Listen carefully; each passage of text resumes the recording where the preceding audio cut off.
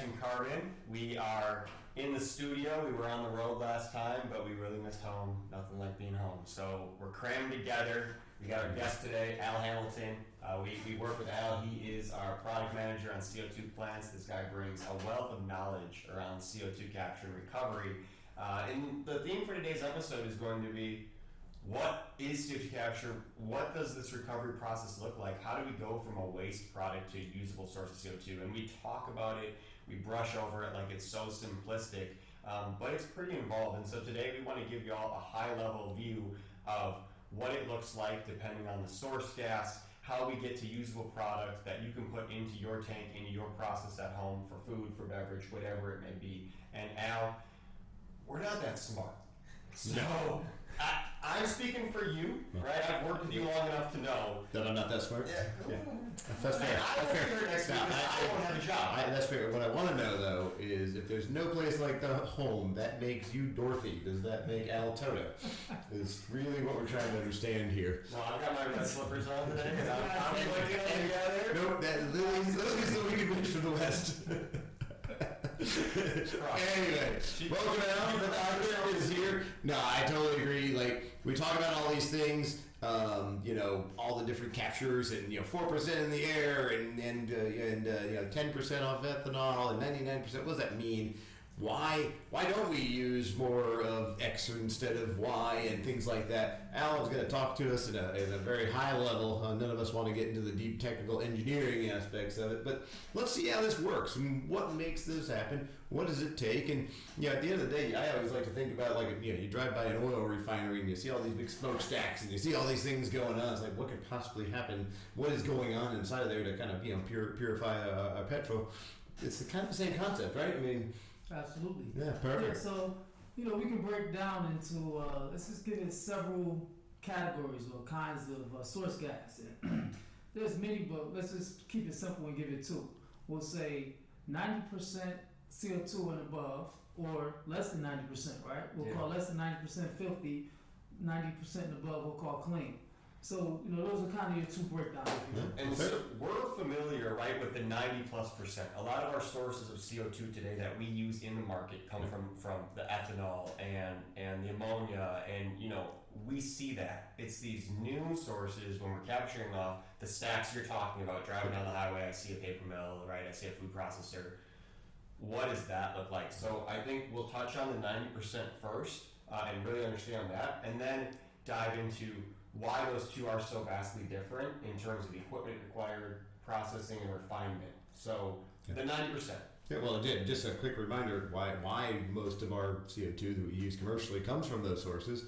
It's because it's a cheap, abundant supply. If it's above 90%, as you walk us through, the process is pretty simple. But you get below that, the filthy, there's a whole lot more cleaning that has to go up to it. But if we're going to start removing this from our atmosphere, we're going to start either capturing it, sequestering it, or finding other uses for it. We're going to have to start cleaning up the dirty.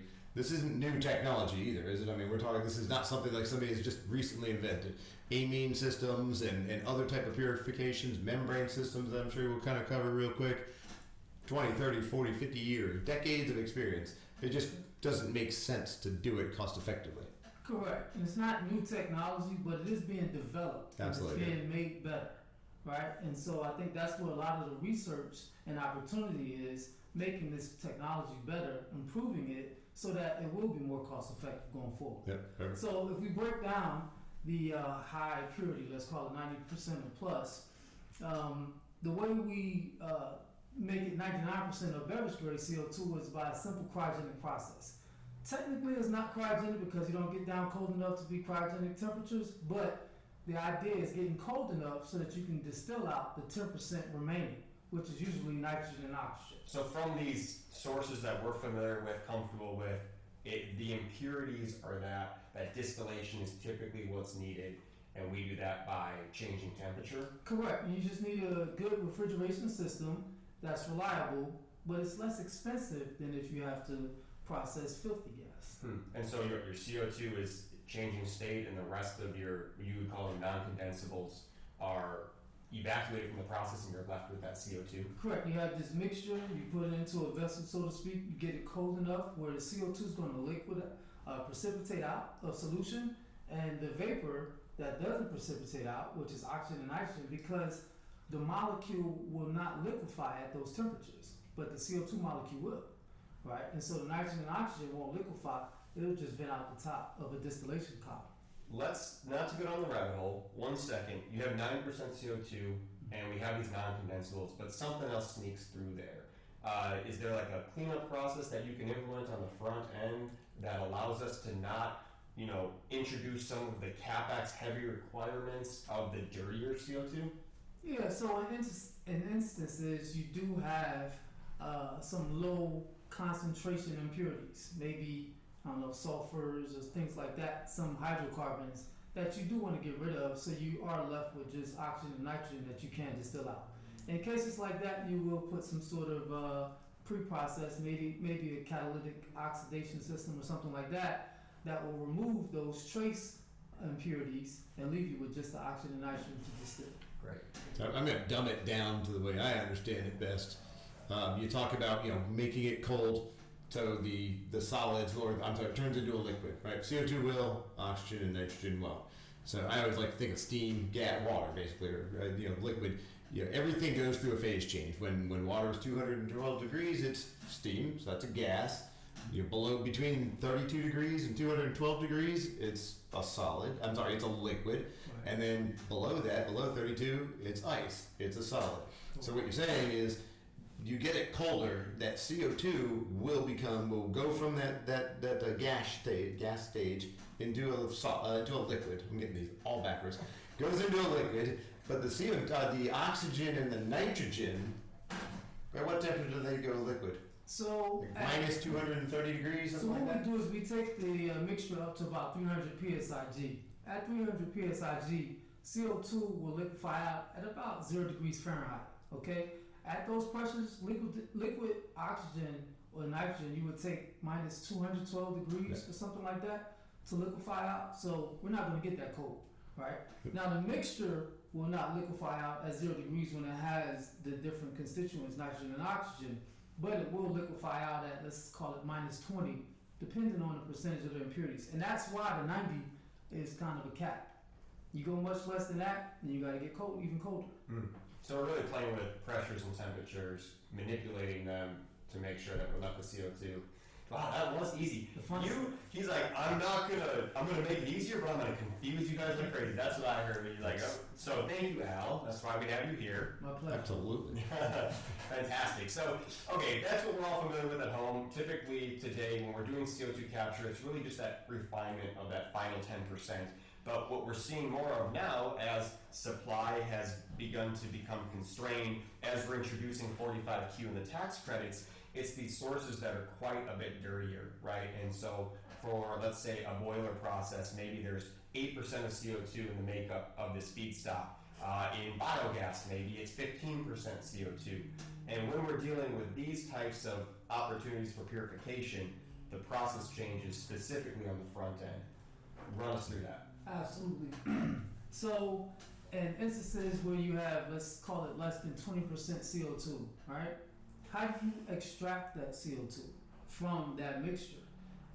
We have 2 or 3 primary solutions, right? There's an adsorption process, which is kind of like the amine, where the CO2 molecule is adsorbed by the solution, the amine solution. You have an adsorption process, AD, where the CO2 adheres to, let's call it a molecular sieve or some other component, okay? And those are 2 common processes for extracting the CO2 out of the mixture, whether it's flue gas, biogas, or some other product. So we want to pass the rest. We want to end up with the CO2. Absorption is like a sponge. It's absorbing the CO2. It's kind of sucking it in. Is that a simple way to think about it? Yeah, absolutely. And then adsorption, like a Band-Aid adhere. Your CO2 is sticking to the adsorbent, and the rest of the makeup is passing through. Yeah, because let's just name one. I don't know, zeolite. It has a property where it has these little fine components or molecules that attracts the CO2 molecule, and the CO2 molecule adheres to that, and that's how the adsorption process takes place. What type of processes are adsorption processes? So you have PSA, which is a pressure swing adsorption, or you have TSA, which is a temperature swing adsorption. Okay, in the pressure swing adsorption, at one pressure, the CO2 will adhere to the adsorbent, and then you change pressures when you want to recover the CO2. The CO2 will be released, and then you're left with just the carbon dioxide, CO2. So real quick, when we talk about 10% versus 90%, at 90% you're saying it's a lot of air, a lot of water and moisture. When we're talking 10%, what's the other 90%? What's some of the other things that you're trying to get rid of early stages? Yeah, so mostly it's nitrogen, which is common in our atmosphere. There's also oxygen. A lot of the combustion process uses excess oxygen for the burning, right? And so nitrogen, oxygen. Then you have nasty stuff that's more difficult to get rid of. Not as high in concentrations, but you do have some H2S. You might have some NOx. You may have some other hydrocarbons that either going to pollute the environment, or it's going to smell bad, or it's going to be bad to the for the product. Yeah, it's super interesting. So I'm assuming a lot of our audience is familiar or have heard amine, TSA, PSA. Another word that's been buzzing around when you talk about developing technologies is the membrane technology. Can you touch on membranes for us? Yeah, so membrane is just, it has a selectivity to a certain molecule. So for this example, let's call it carbon dioxide, there's a membrane designed to only accept the carbon dioxide molecule and pass all of the impurities. And so it's not absorbing or adsorbing, it's just selecting that CO2 molecule, sending it one way, and then it's sending the impurities another way. Okay. And that's what the membrane process is. But I guess maybe what's the pros and cons of that versus an amine system or some of the others? Like when would you use that? And because that seems pretty simple. Like that seems like a really easy process. Why wouldn't we do more of that? Or do we do a lot of that? Why would you do the other ones? Yeah, is it ready? Where are we at with all that? Yeah, I mean, it's just a different process. The membranes are usually come in cartridges, and so as you get more and more CO2 to process, you need more and more cartridges. So it's footprint, it's cost. The membranes are not always, they don't last as long.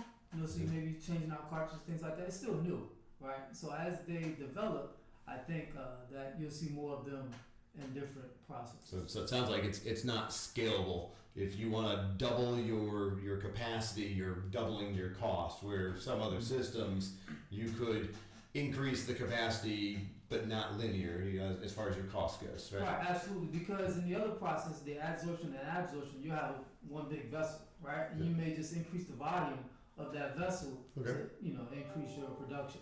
What about flexibility? Sounds like the membrane is dialed into a very specific stream coming in. Maybe not as flexible as like say an amine system. Yeah, that's a fair assessment. Yeah, fair. So I will say this, right? We understand that maybe membranes aren't scalable right now. What is, right? I know it to be amines. Like amines are the most tried and true. Maybe, we have the most history with amines.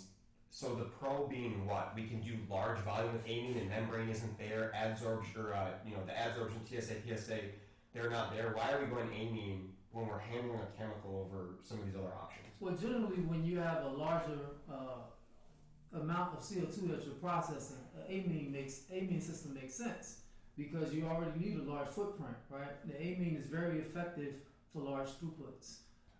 When you have smaller footprints available or smaller gas to produce or process, an adsorption process will be more cost effective, right? It's just kind of where there's a breaking point, if you will. Is it both CapEx and OpEx? So like I know on amine you're replacing that solution. Are you doing less replacement with adsorption? It's CapEx, it's OpEx, it's also maintenance costs with regards to training technicians and having technicians prepared to do the different tasks required in the different processes. Okay. My honest opinion is that the technology to process carbon dioxide from these low purity filthy processes doesn't exist today. And I think that's where a lot of the push is in 45Qs and a lot of the research in developing that technology so that we can make that quantum leap, if you will. Like For example, the microchips in computers or in telephones or electronics, for example. Telephones in 1980 was a lot different than what they are today. They don't even exist, right? Yeah. Cell phones. So, anyhow, that's just. Well, so it sounds to me like there's not one solution, right? There's no one size fits all. It all depends on the gas streams, your volume, the situation that you're coming in. But B, I mean, kind of like you talked about computer chips, Moore's law, every 18-month double capacity. Can we call this Al's law of carbon capture? Would be great. But no, I mean, I think if you ever heard me talk very much, or I'm not a huge advocate of direct air capture from the standpoint of you're starting with air, it's 0.4%. So for everything you just said, the cost to do it is so expensive relative to the output of CO2. But if we ever going to get to our 2050 goals of carbon reduction in the overall global environment, we have to get some of that out of the air too. But the incentives under 45Q are $185 a ton for direct air capture, and to me, I think what that's really driving is what you're talking about, innovation. And that's where it's going to go. Like, if we can figure out how to cost effectively extract 0.4% CO2, then you could apply that same technology and start scaling that up to the 10%, the 15%, 20%. And I love what you just said. It hasn't been invented yet. And a lot of companies working on it. You've got, we've talked with Remora, we've got Heirloom has got some great technologies out there, carbon engineering. They might not have the grand solution yet, but that's where the investment money is going, and I think that's really important to understand. Yeah, and so 45Q is really that catalyst to drive innovation, right? That's what we're seeing, and we know, looking back in history, it's certainly possible, and we'll get there. But in the meantime, as we are trying to achieve these goals, as people need CO2. Yeah, but not to be alarmed. These guys out there that's working on it are smart. And they will have a solution here soon. I know this. No, I firmly believe this as well. And that's, I think, what you're saying. The 45Q, you call them tax incentives, subsidies, if you will, are enabling that to happen. Without it, then who's going to fund it? So it's worthy investment to find these solutions. Because if we're ever going to meet the 2050 goals, then becoming carbon neutral, we need it because but. For the next decade, 2 decades, 3 decades, and even maybe we're going to find out the amine systems, the membrane systems are absolutely the way to go for a lot of solutions. But absolutely. So, and we know today, right? Obviously, it's dependent on the source gas, it's depending on the flow rates, but you can implement existing technology and do it cost effectively, produce CO2 for cheaper than you're buying it. I mean, we know that to be true. We see it happening in Europe. We're doing it here on some of the pure CO2, and now starting to do it on some of this dirtier, filthier CO2. So the technologies work, and they're only going to get better. Absolutely. Yeah, I'm super excited talking to you, thinking it through, where we're headed, and I think to recap for the audience today, when you're dealing with dirty CO2, you have some additional front-end equipment. When you're dealing with pure CO2, we have the technology to liquefy that and get rid of some of the other contaminants. Al, thanks a bunch for coming on. I hope the audience back at home has learn something where they can, select a source and say, I understand how this process kind of works.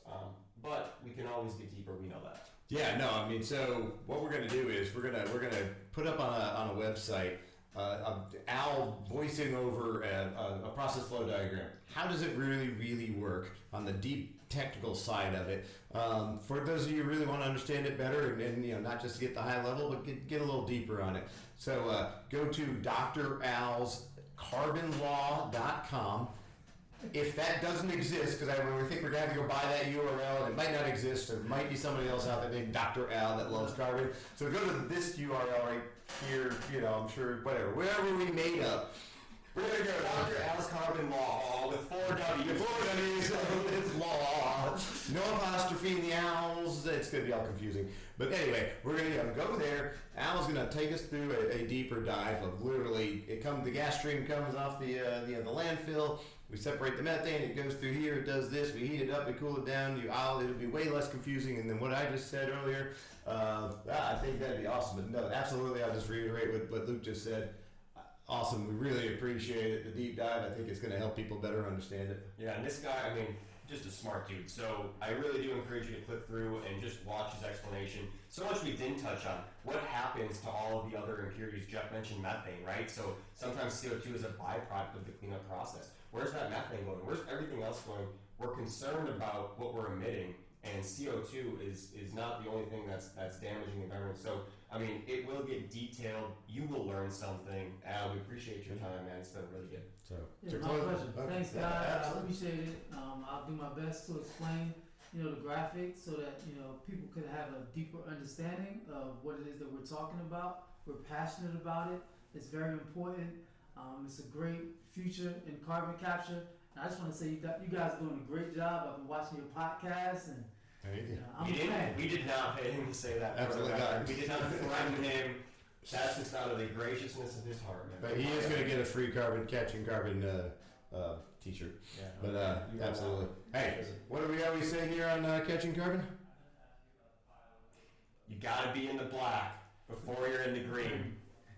Well, I mean that's the other thing we say. We say so many There's things. no place like home. Hold on. See you guys.